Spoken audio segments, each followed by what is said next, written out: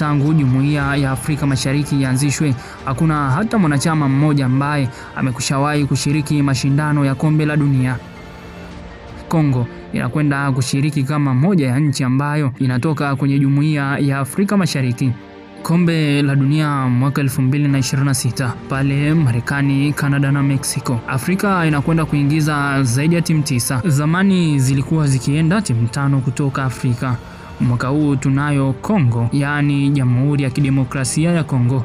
Hii ni timu ambayo inakwenda kushiriki michuano ya kombe la dunia. Zaidi ya miaka 51 ilikwishawahi kushiriki. Hii sio mara ya kwanza kwake kwenda kushiriki. Na mwaka huu jua kabisa iendi kinyonge kama ambavyo ule mwaka wa 1974 ilipokwenda kushiriki mashindano haya pale Ujerumani ya Magharibi. Ni kipindi ambapo Kongo haikuwahi kujaribu tena kutamani kwenda kushiriki mashindano ya kombe la dunia. Brazil, Yugoslavia ziliamua kuifanyia umafia nchi ya Jamhuri ya Kidemokrasia ya Kongo.